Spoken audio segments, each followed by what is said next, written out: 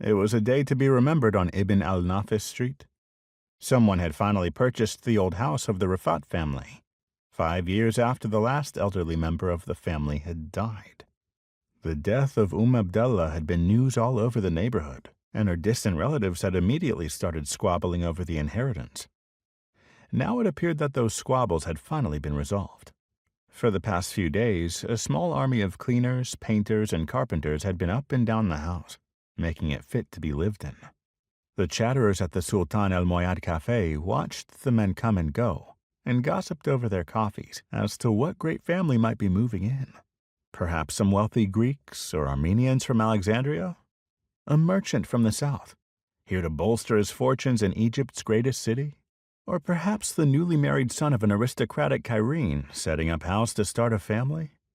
Each worker had been closely questioned, if not by the regulars at the cafe, then by Bissam the water seller, who did good trade during the renovation work, or by Yusuf the barber, who always had time to chat as he sat on his little wooden stool outside his shop waiting for customers.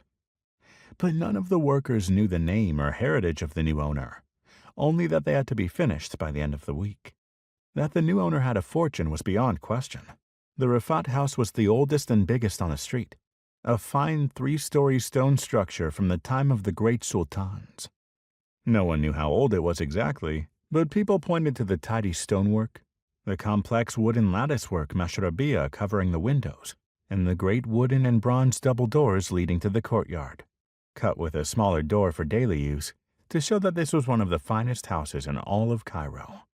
That it had fallen into disuse and disrepair had been a neighborhood scandal, and the news that it would soon be reoccupied brought cheer to the hearts of everyone who lived and worked on Ibn el-Nafis Street. And now the day had come for the new owner to move in.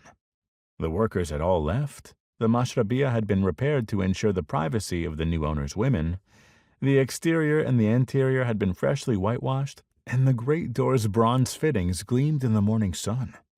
The stranger who would today become a neighbor was the only topic of conversation at the cafe, at the produce market, at the barber shop, and even among the dirty street boys who played and shouted and stole and generally made a nuisance of themselves wherever they went.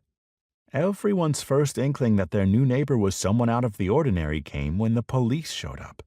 These were not the usual neighborhood police, recruited from among the poorer class of Cairenes or Falahin from the villages to crack the heads of market thieves and to separate brawling drunks. No, these were colonial police, dark-faced Sudanese with their blue uniforms, red fezzes, tidy rows of bright brass buttons, and freshly polished black shoes.